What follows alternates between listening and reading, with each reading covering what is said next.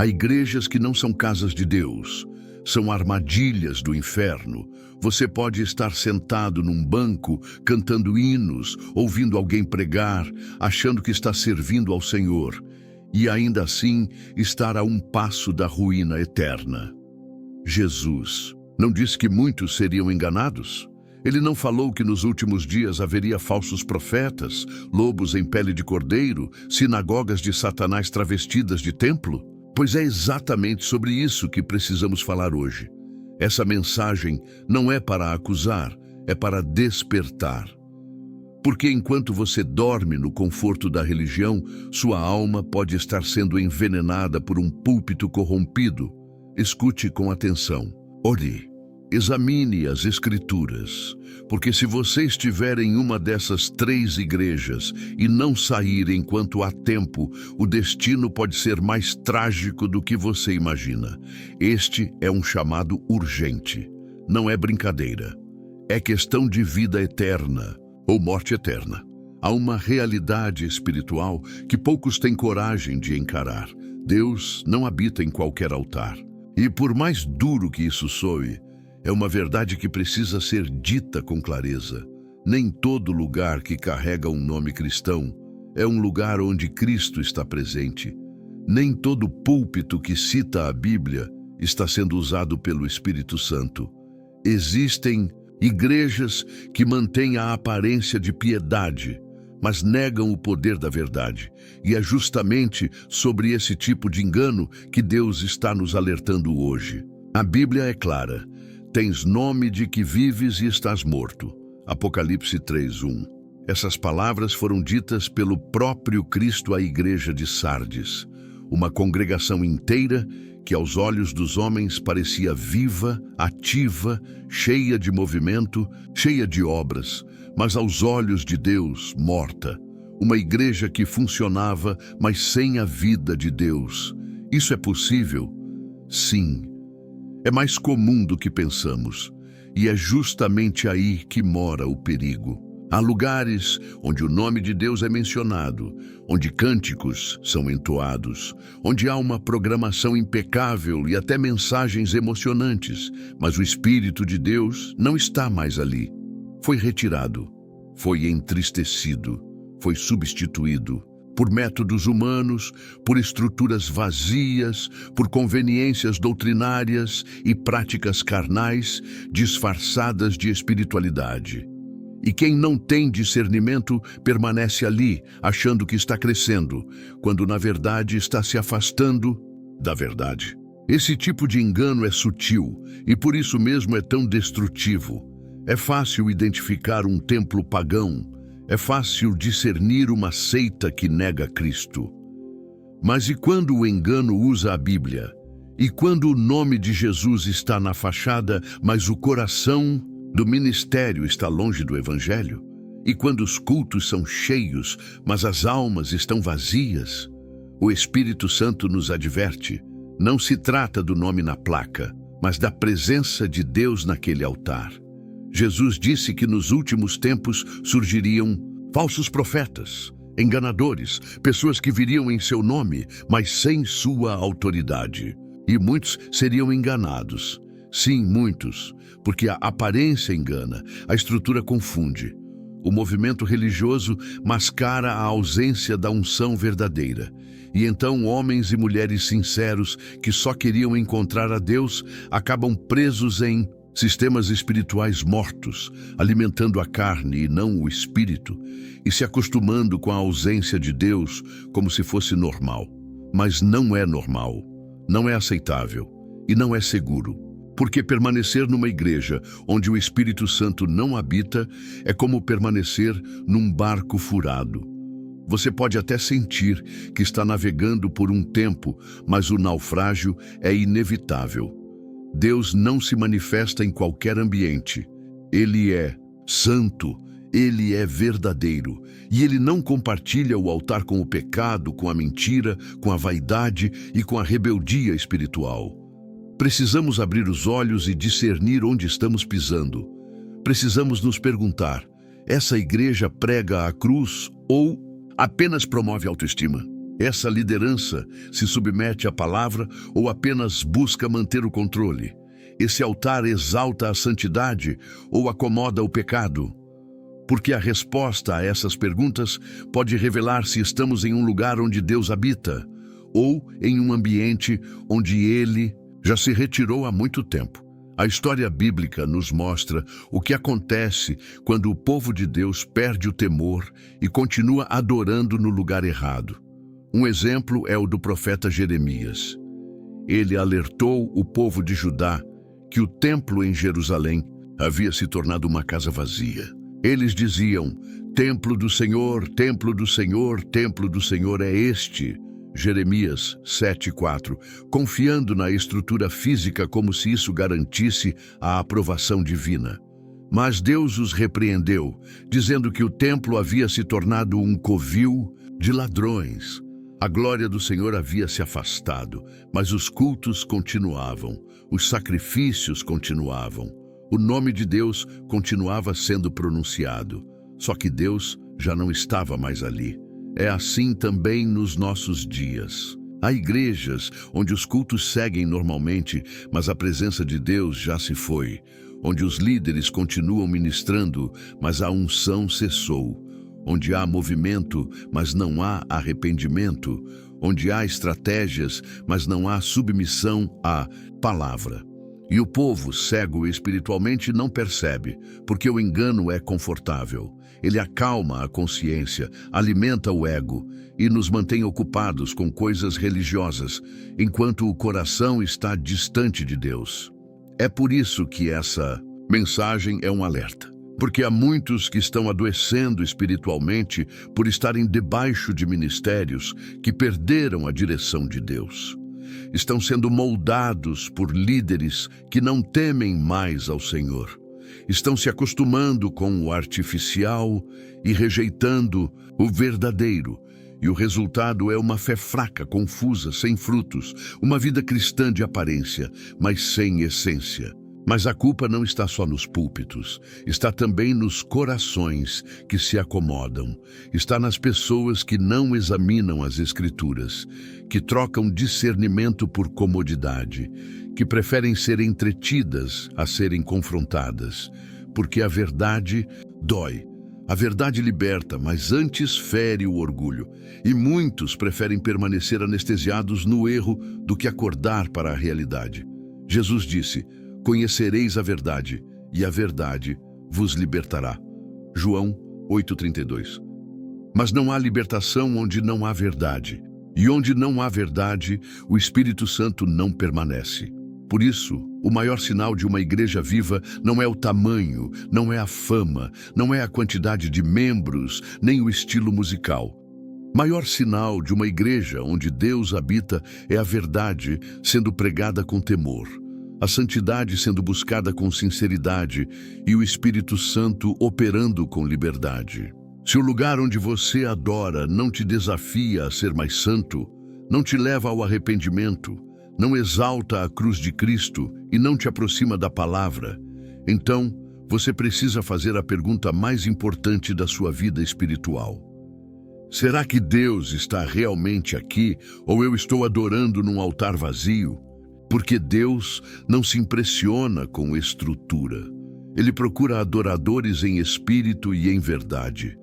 E se você não estiver em um lugar onde isso acontece, talvez seja a hora de se levantar e sair, antes que seja tarde demais. A primeira igreja, onde Cristo é só um símbolo, mas não é Senhor. Há um tipo de igreja que, aos olhos humanos, parece inofensiva, até bela, acolhedora, moderna, cheia de atividades, cheia de palavras bonitas, cheia de carisma. Mas quando o Espírito Santo olha para dentro, o que ele encontra é um templo onde Cristo não reina, apenas é citado. Um lugar onde o nome de Jesus é usado com frequência, mas a autoridade de Jesus foi retirada do trono, onde ele se tornou apenas um símbolo, uma ideia, um acessório decorativo da religião. Essa é a primeira igreja que conduz à perdição. Aquela onde Jesus está presente nos cânticos, mas ausente na liderança.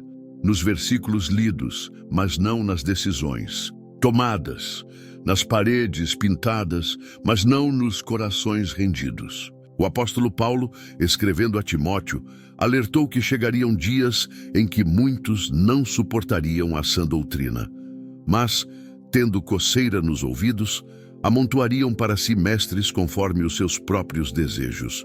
E o que ele diz em seguida é ainda mais grave. Desviarão os ouvidos da verdade, voltando às fábulas. 2 Timóteo 4:3-4. É exatamente o que estamos vendo em muitos púlpitos.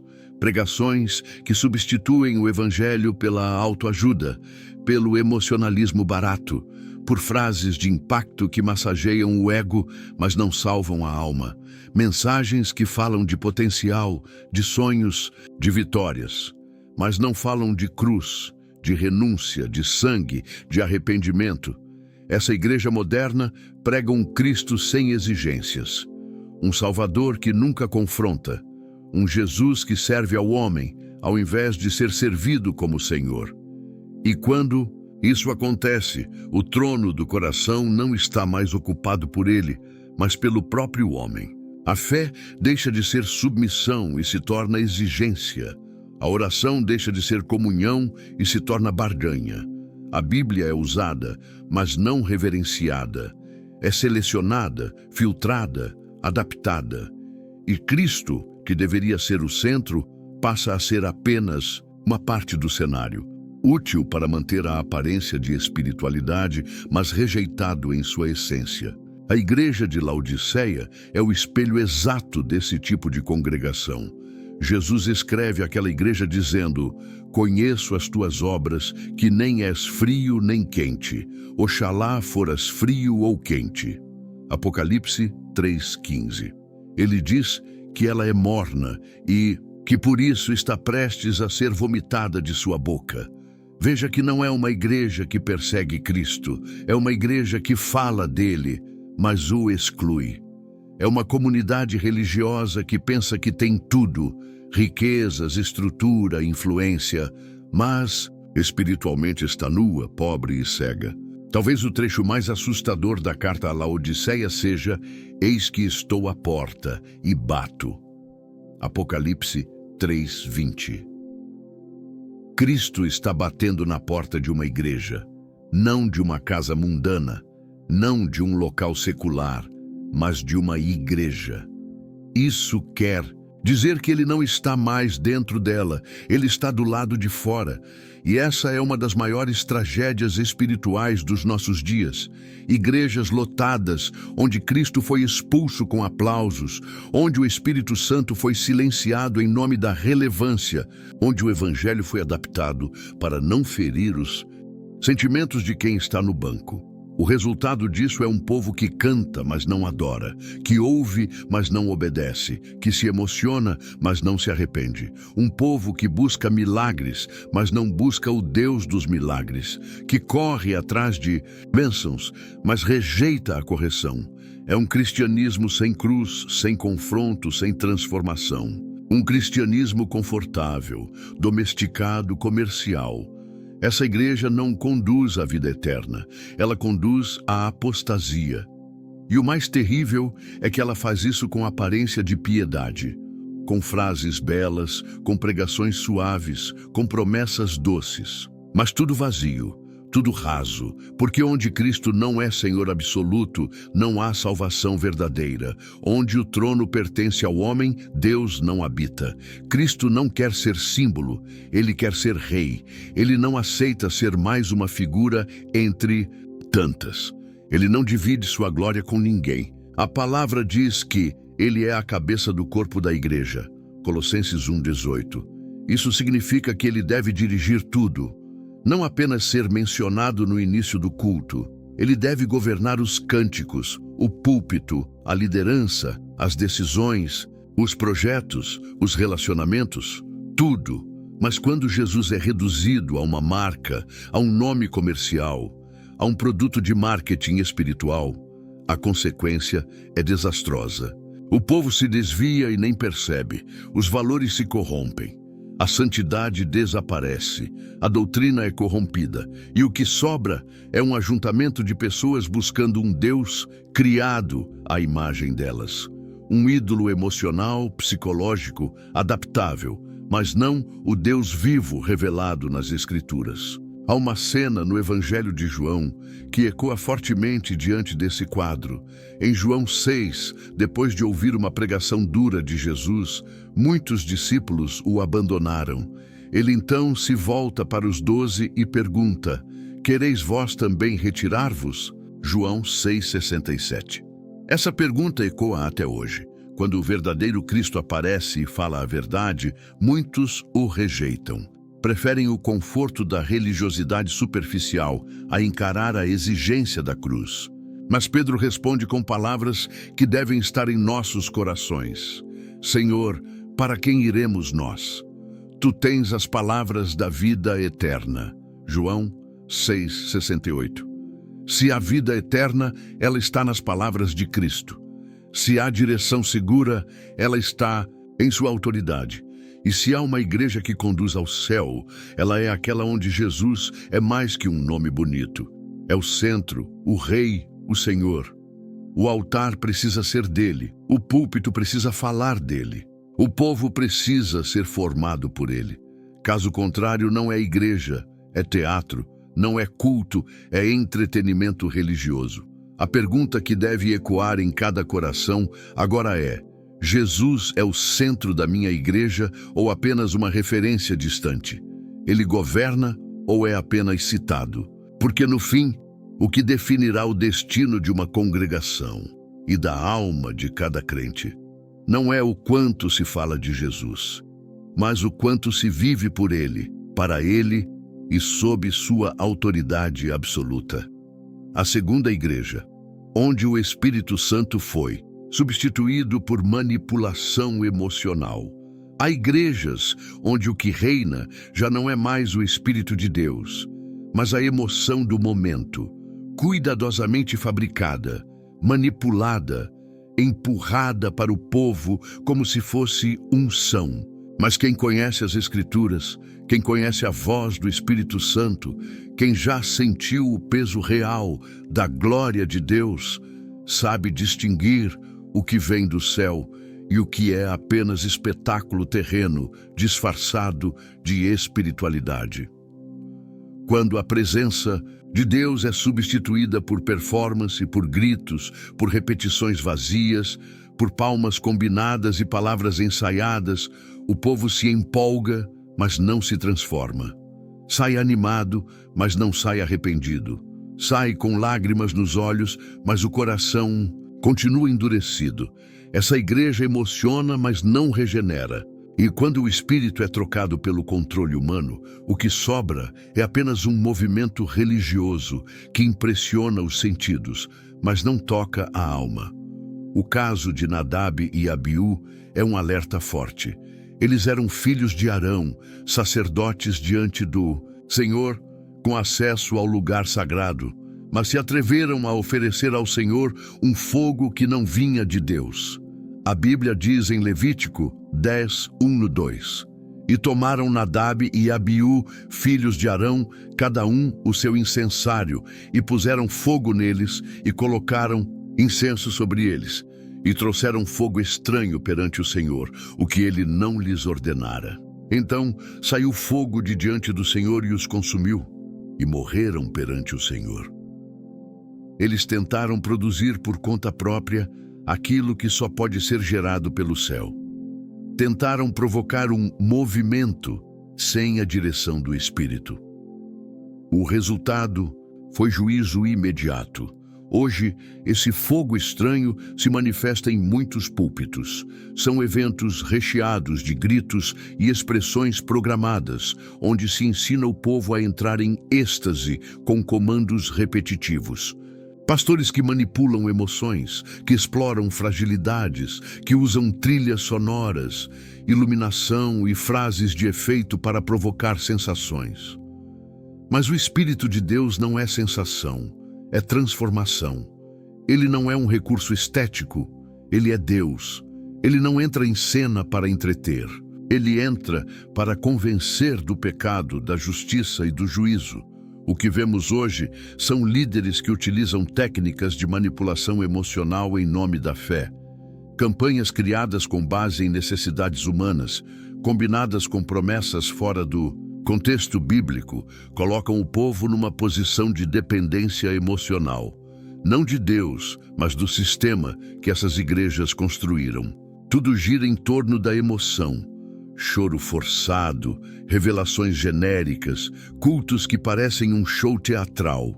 E no final, muitos saem com a alma inflamada por um fogo estranho, mas sem nenhuma mudança interior. O altar foi transformado em vitrine. A oração virou espetáculo. O culto se tornou entretenimento religioso. E Deus foi colocado de lado, porque sua presença não se manipula, não se ensaia, não se força. Onde ele reina, não há espaço para roteiro humano. Onde ele opera, o homem se cala, o orgulho cai, o pecado é exposto e o quebrantamento é inevitável. Jesus nunca manipulou emoções. Ele tocava o coração com a verdade. Suas palavras causavam impacto porque vinham do céu. Ele chorava, sim, mas era por compaixão, não por performance. Ele falava com autoridade, mas sem teatralidade. Ele curava, mas nunca usou milagres como propaganda. Ele expulsava demônios, mas nunca promoveu espetáculos com isso.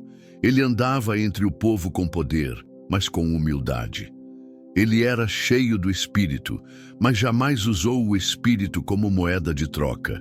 Infelizmente, hoje, há líderes que aprenderam a usar a fé das pessoas como ferramenta de controle.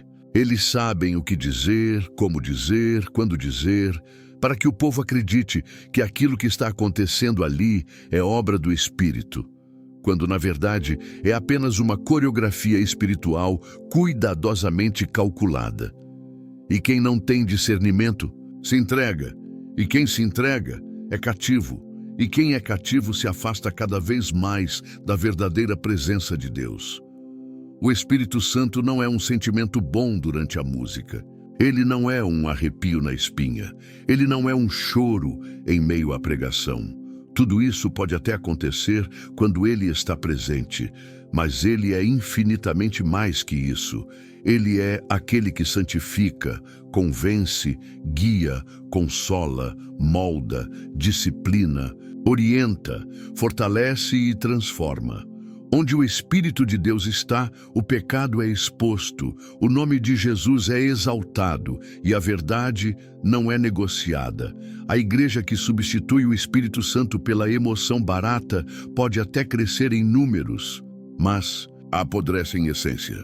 Pode atrair multidões, mas não forma discípulos.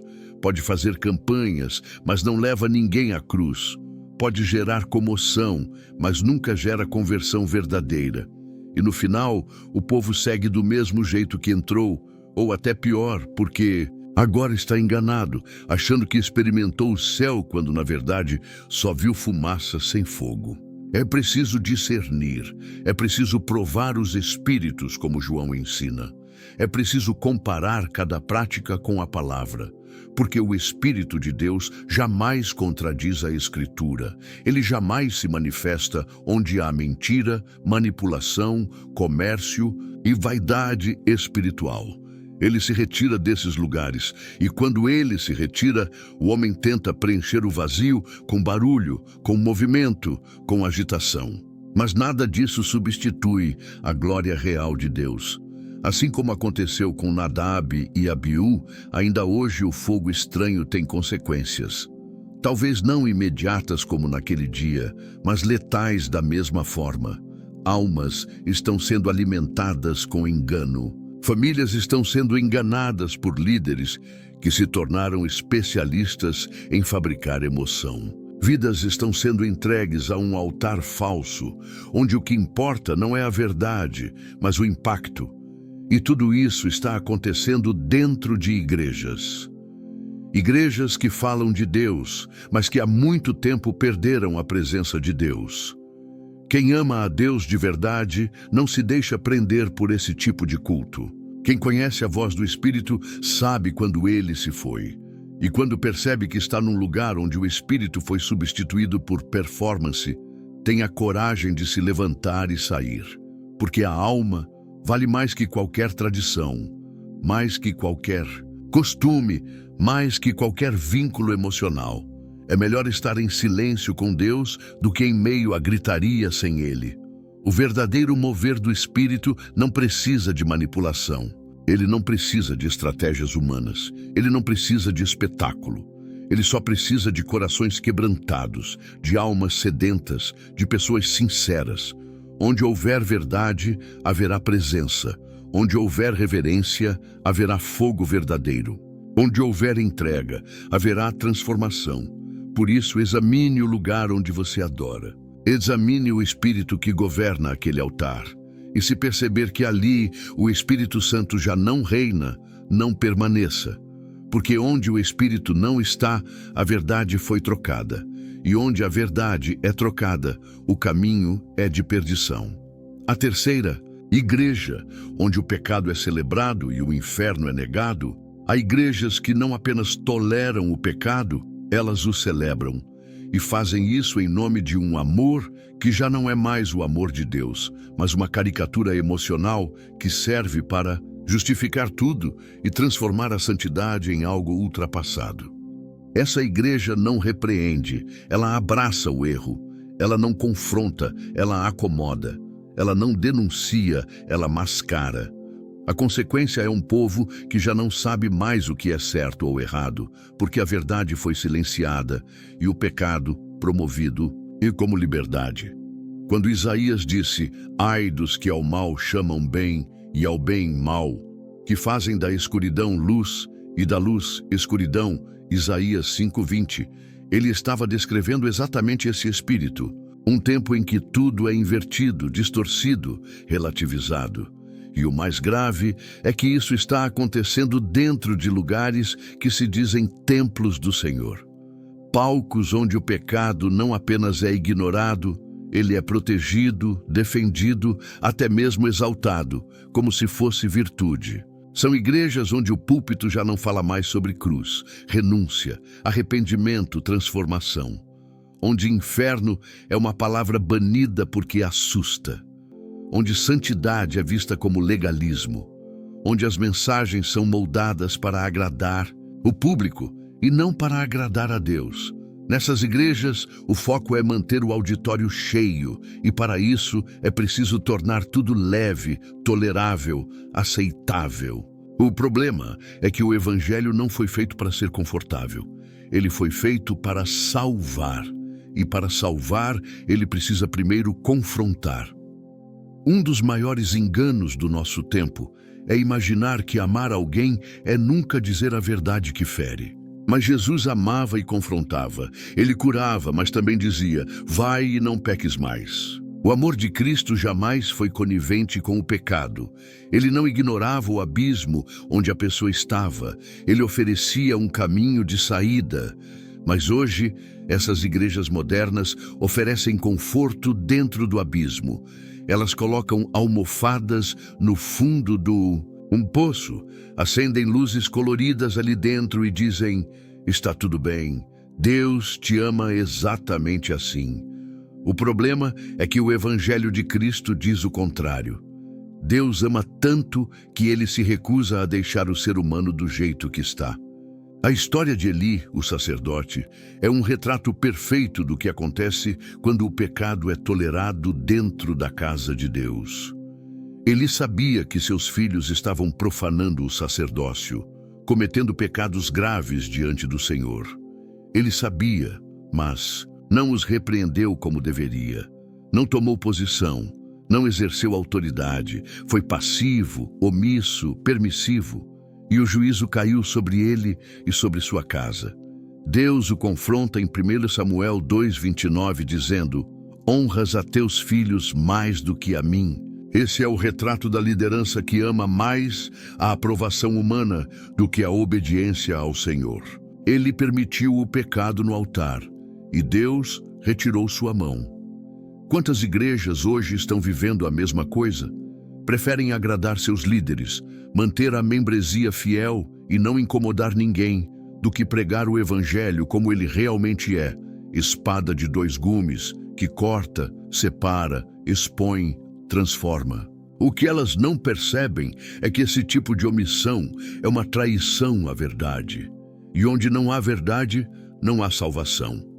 A igreja que não confronta o pecado está preparando seus membros para o inferno, com palavras doces, com abraços quentes, com louvores animados e com discursos empáticos. Mas Deus não se impressiona com isso. O céu não se comove com palmas e frases bonitas. O céu se move diante de corações quebrantados, de vidas rendidas, de pecados confessados e abandonados. Negar a existência do inferno não muda sua realidade.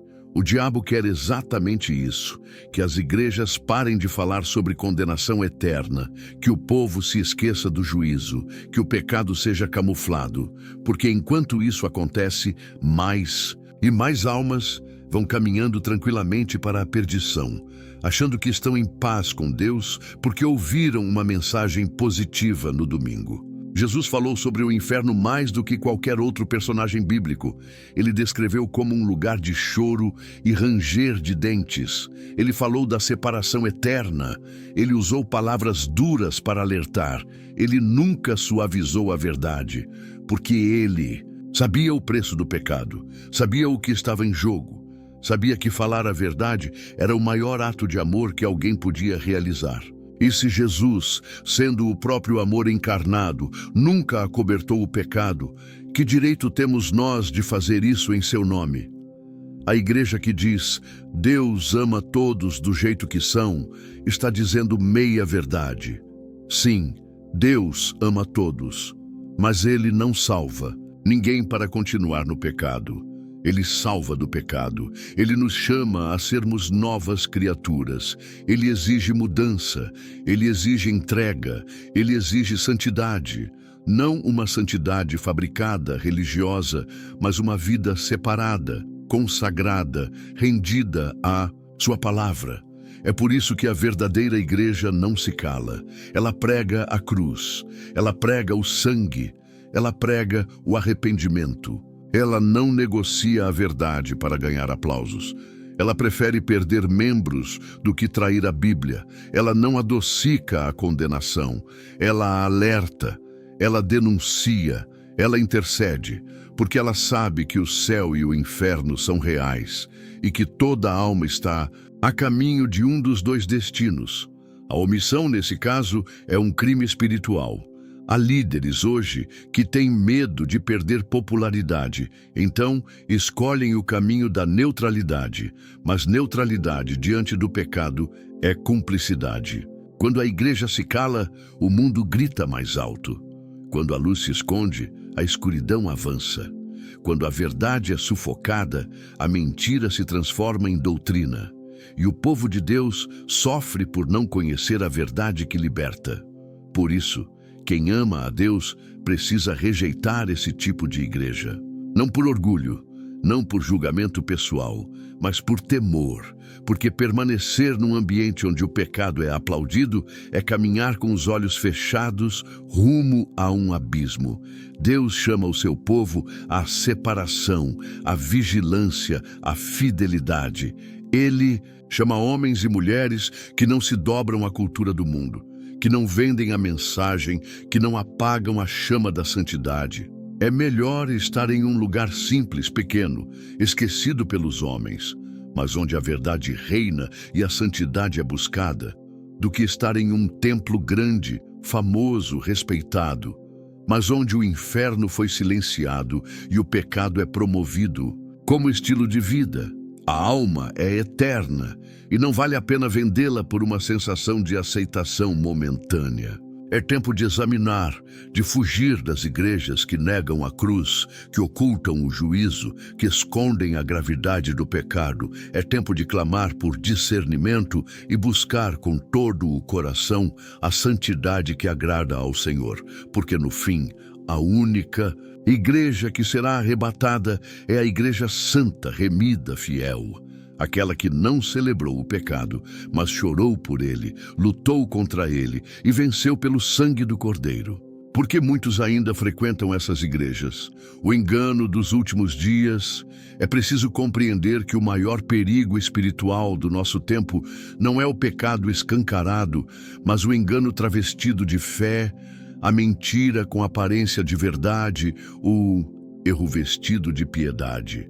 Multidões continuam frequentando igrejas que negam a cruz, rejeitam a santidade e abafam a verdade porque foram seduzidas por um tipo de espiritualidade que oferece conforto sem confronto, promessas sem transformação e um Deus moldado à imagem de seus próprios desejos. E o mais assustador é que essas pessoas acreditam sinceramente que estão no caminho certo. Jesus já havia alertado com clareza sobre esse fenômeno. Em Mateus 7, 21, 23, ele declarou: "Nem todo o que me diz Senhor, Senhor, entrará no reino dos céus, mas aquele que faz a vontade de meu Pai, que está nos céus." Muitos me dirão naquele dia: Senhor, Senhor, não profetizamos nós em teu nome? E em teu nome não expulsamos demônios? E em teu nome não fizemos muitas maravilhas? E então lhes direi abertamente: nunca vos conheci. Apartai-vos de mim, vós que praticais a iniquidade. Essas palavras não se dirigem a incrédulos, mas a pessoas que viviam dentro do ambiente religioso. Gente que falava o nome de Jesus, que participava de atividades espirituais, que fazia milagres, mas que no fim foi rejeitada. Por quê? Porque tinham aparência de piedade, mas o coração longe da obediência real. Tinham rituais, mas não tinham arrependimento. Tinham obras, mas não tinham submissão. O que prende essas multidões a essas igrejas não é apenas a falta de informação, mas a presença de uma falsa segurança espiritual. Um tipo de engano tão sutil que não apenas desvia, anestesia. A pessoa acredita que está salva, que está em paz com Deus, que sua fé está firme, quando na verdade está andando em círculos dentro de um sistema que alimenta o ego e esvazia a alma. E é exatamente isso que o espírito do anticristo está promovendo dentro de muitos templos. A Bíblia afirma em 2 Tessalonicenses 2, 3, 4, que antes da volta de Cristo viria a apostasia, uma rebelião espiritual silenciosa, camuflada de adoração, onde o homem se coloca no centro e a verdade é negociada. O anticristo não precisa destruir igrejas para reinar, basta corrompê-las. Basta substituir o arrependimento por autoajuda, a Bíblia por slogans motivacionais, a santidade por tolerância indiscriminada. E é o que vem acontecendo dia após dia, diante dos olhos de muitos que não querem ver. As pessoas continuam nesses lugares porque gostam do que ouvem. Sentem-se bem, acolhidas, motivadas, inspiradas. Mas se esquecem que o verdadeiro evangelho não foi dado para massagear a alma, mas para crucificar a carne. O evangelho não nos promete um spa espiritual. Ele nos chama à cruz. E a cruz não é leve, não é popular, não é confortável. É por isso que muitos rejeitam a verdade, porque ela fere o orgulho, derruba justificativas, exige mudança. Paulo profetizou esse tempo em 2 Timóteo 4, 3, 4. Porque virá tempo em que não suportarão a sã doutrina, mas tendo comichão nos ouvidos, amontoarão para si doutores conforme as suas próprias concupiscências, e desviarão os ouvidos da verdade, voltando às fábulas. Estamos nesse tempo, e esses doutores estão nos púlpitos. São carismáticos, influentes, emocionantes, mas não são fiéis à palavra. Eles dizem o que o povo quer ouvir e não o que o povo precisa ouvir. E os bancos estão cheios, porque há uma multidão que prefere uma meia-verdade doce do que uma verdade inteira, que confronta. É como um paciente com uma doença terminal que se recusa a ouvir o diagnóstico verdadeiro porque quer acreditar que está bem. Ele procura um médico que diga que é apenas cansaço. Toma um comprimido para a dor. Sente-se melhor. É por um tempo, mas a doença continua, silenciosa, mortal. Assim é com essas igrejas. Elas oferecem alívio momentâneo, mas não tratam o problema real, o pecado, a separação de Deus, a necessidade de nascer de novo. Esse tipo de engano se torna ainda mais perigoso porque gera imunidade contra a verdade. A pessoa se acostuma tanto com a versão adulterada do Evangelho que, quando ouve a pregação bíblica legítima, se ofende, se incomoda, rejeita. A verdade, que deveria libertar, se torna incômoda, porque já não se encaixa na estrutura emocional que foi construída sobre areia. Jesus falou sobre a casa edificada na rocha e a casa edificada na areia. Ambas foram construídas. Ambas talvez tenham levado tempo, esforço, dedicação. Mas só uma permaneceu de pé quando vieram as tempestades. A outra caiu, e grande foi sua ruína. Assim será com essas vidas construídas sobre doutrinas falsas, sobre promessas desonestas, sobre discursos agradáveis. Quando o dia mal vier, não haverá firmeza, não haverá raiz, não haverá salvação. O povo precisa despertar, precisa aprender a testar os espíritos, a comparar tudo com a Escritura, a orar por discernimento, a rejeitar o que é falso, ainda que seja popular, a valorizar a verdade, mesmo que ela venha em tom duro. Porque a verdade continua sendo espada de dois gumes, e espada não afaga, ela corta, ela separa, ela expõe, mas também cura, transforma, liberta. O apelo da palavra nunca foi: sinta-se bem. O apelo sempre foi: arrependa-se. O chamado de Cristo nunca foi: seja você mesmo. Foi: negue-se a si mesmo. O verdadeiro evangelho não tem como objetivo melhorar a autoestima. Tem como objetivo matar o velho homem e fazer nascer uma nova criatura. E isso dói. Isso incomoda. Isso confronta. Mas é esse processo que salva, que nos prepara para a eternidade, que nos alinha com a vontade de Deus. E é por isso que tantos resistem, porque querem um Cristo que carregue a cruz no lugar deles, mas não querem carregar sua própria cruz. Querem ser salvos, mas não querem ser transformados. Querem o céu, mas não querem sair do controle. E acabam aceitando um evangelho adulterado, raso, sem poder real, mas cheio de palavras agradáveis que alimentam o orgulho e conduzem à ruína. A única maneira de se livrar desse engano é voltando à palavra, voltando ao joelho dobrado, voltando ao temor do Senhor. A fé que salva é aquela que obedece, que se submete, que se humilha. Deus não está procurando crentes entusiasmados, mas corações quebrantados. Não está chamando multidões para shows, mas remanescentes para o altar. O que ele busca são vidas que não querem só ouvir Senhor, Senhor, mas viver como servos do Rei, dia após dia, com a cruz às costas e os olhos na eternidade. Como identificar uma igreja que conduz à vida eterna? Uma igreja que conduz à vida eterna não é definida por seu tamanho, nem pela beleza do templo, nem pela popularidade de seus líderes, nem pelo número de seguidores nas redes sociais. A verdadeira igreja é revelada pelos frutos que produz. Jesus foi claro ao dizer que, pelos frutos os conhecereis. Não é pelo nome, nem pela fama, nem pela emoção de um culto. É pelo que sai do altar e transforma vidas. João 15:8 nos revela o que glorifica a Deus. Nisto é glorificado meu Pai, que deis muito fruto, e assim sereis meus discípulos. Não diz que é glorificado por ajuntamentos, nem por eventos, nem por estruturas. Deus é glorificado por frutos. E frutos só nascem onde há raiz profunda, onde há cruz presente, onde há santidade vivida. A primeira marca de uma igreja que conduz à vida eterna é a centralidade da cruz de Cristo.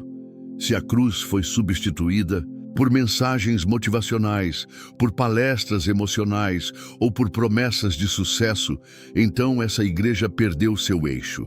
A cruz é o centro do Evangelho. Sem cruz não há redenção. Sem cruz não há nova vida.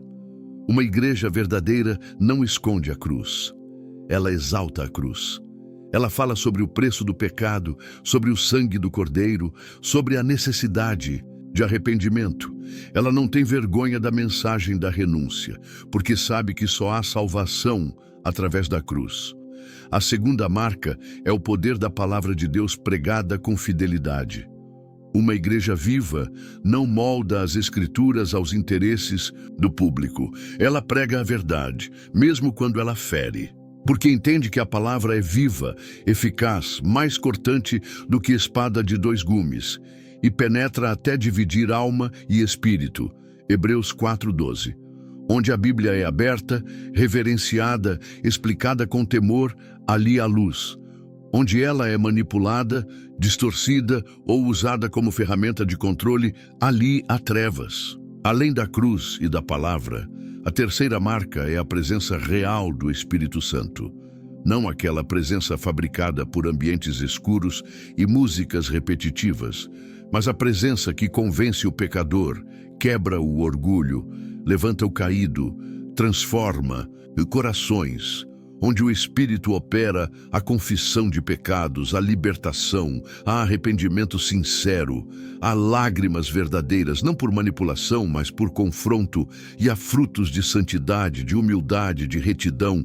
Uma igreja verdadeira também vive a prática do amor bíblico. Não o amor permissivo que ignora o erro, mas o amor que cuida, que corrige, que se sacrifica. Jesus disse que o mundo reconheceria os seus discípulos pelo amor.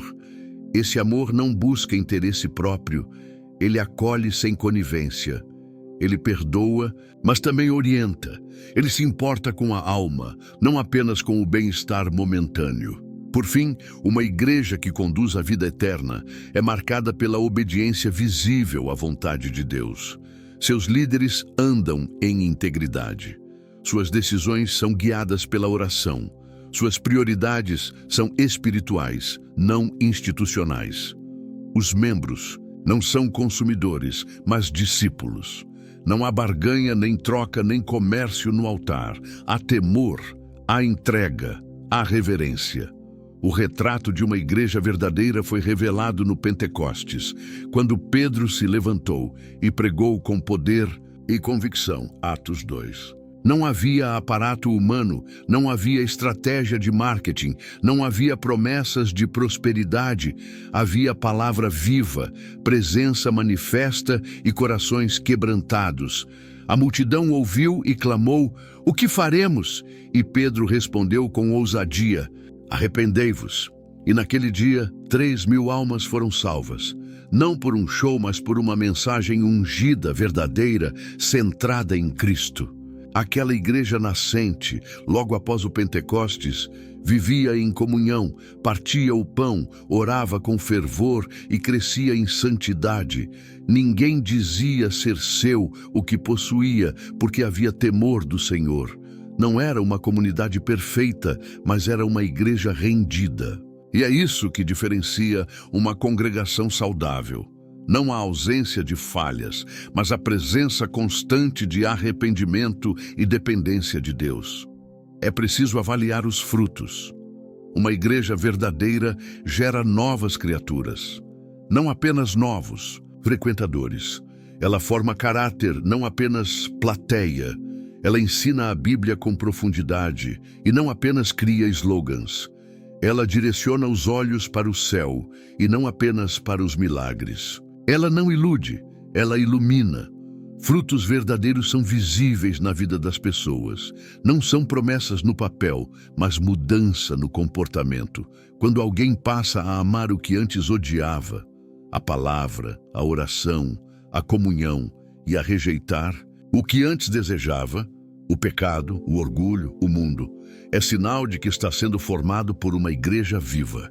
Porque a igreja verdadeira não apenas ensina com palavras, mas forma com exemplos. Observar uma igreja requer discernimento espiritual.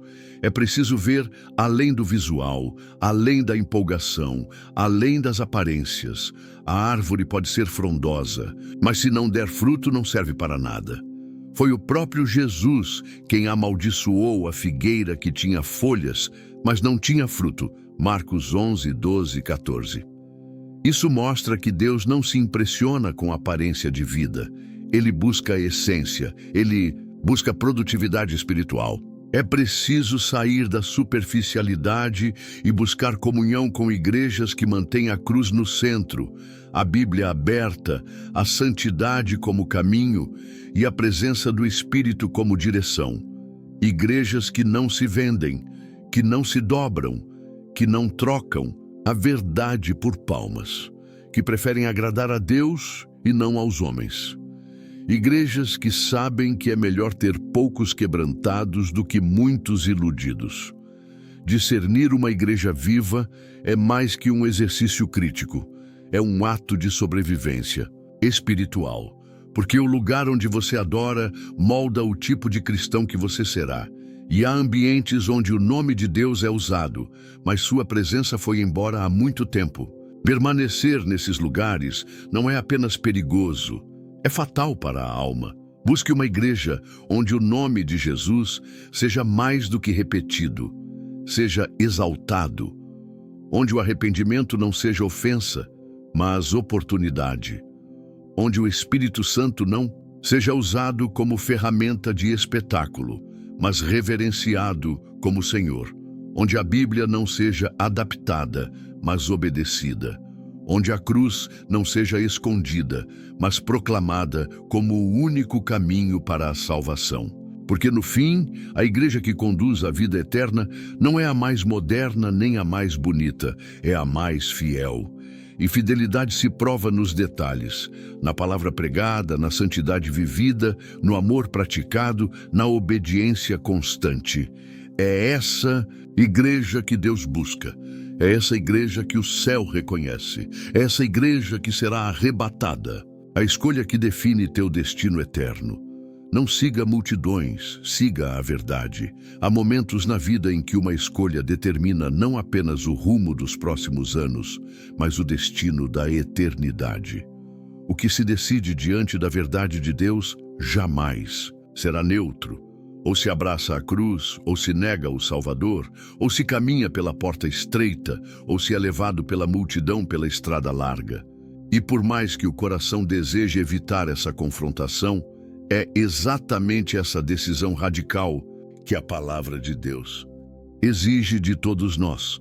Josué, diante do povo de Israel, falou com clareza: escolhei hoje a quem servireis. Josué 24:15. Não amanhã, não depois de pensar melhor. Hoje, porque a fé verdadeira não permite neutralidade.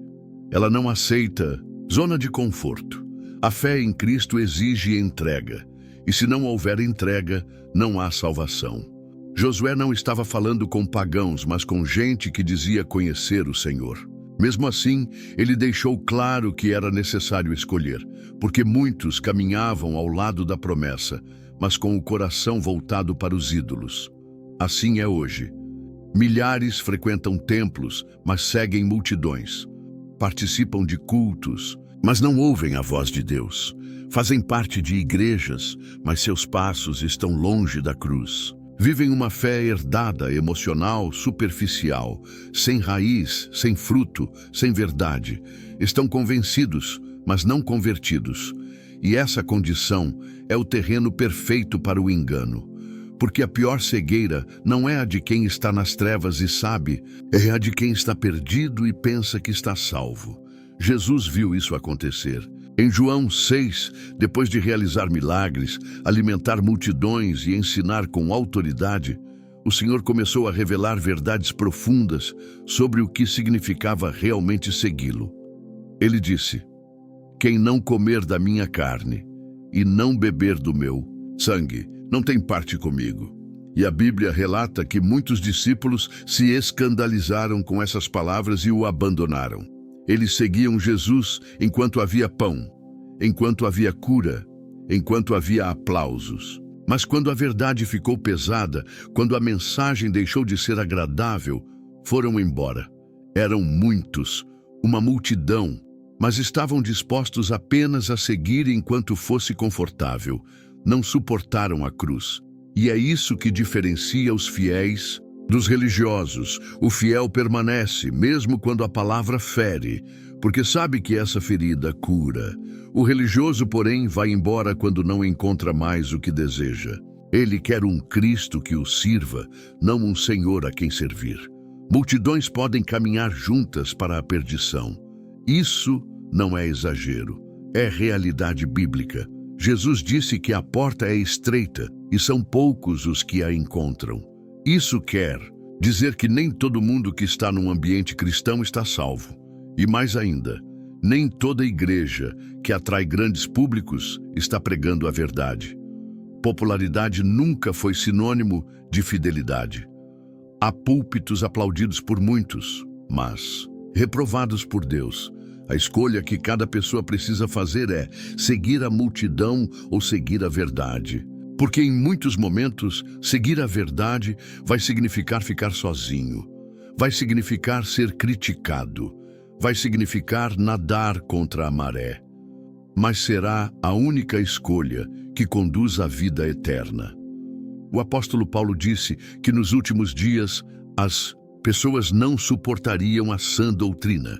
Procurariam mestres que dissessem o que elas querem ouvir. Isso já está acontecendo diante dos nossos olhos. A verdade foi trocada por conveniência. A cruz foi trocada por conforto. O arrependimento foi substituído por elogios à carne. Mas Deus ainda levanta um povo que não se curva.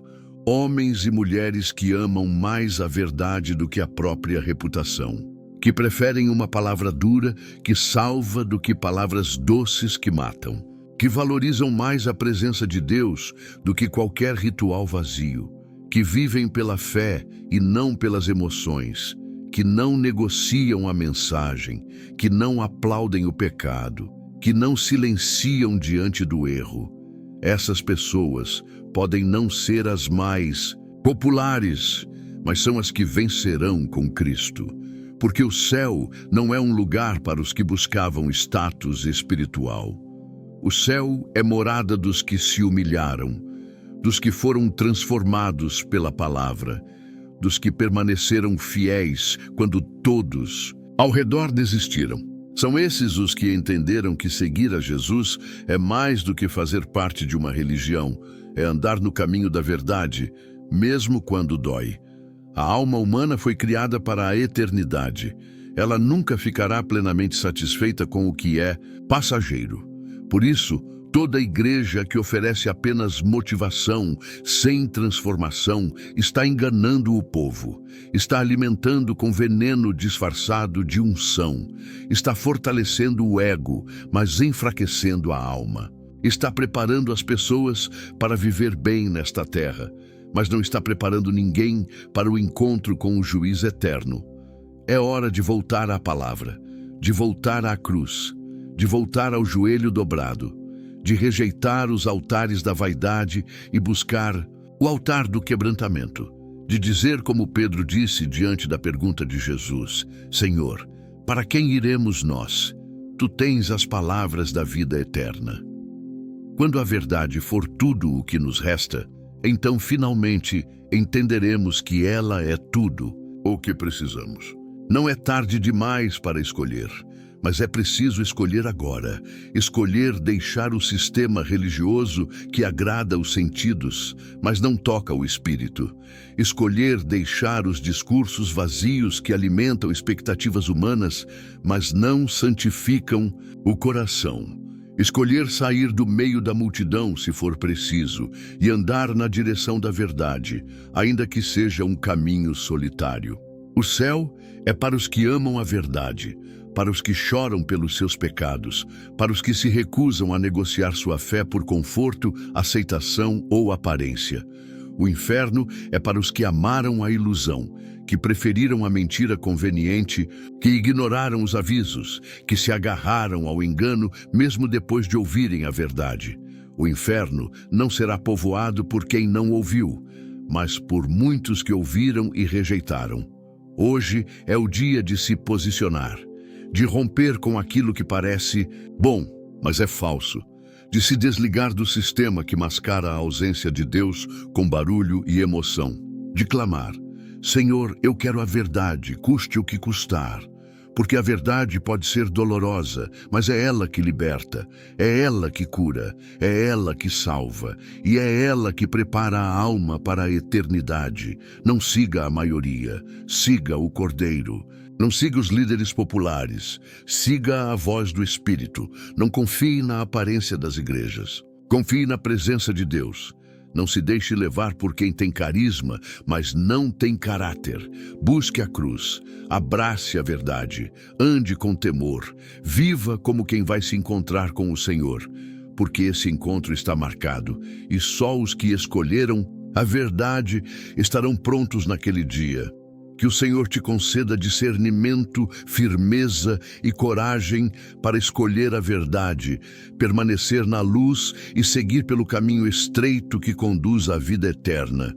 Que a presença do Espírito Santo te guie longe do engano, fortaleça tua fé e mantenha teu coração firmado na cruz de Cristo todos os dias da tua jornada. Amém.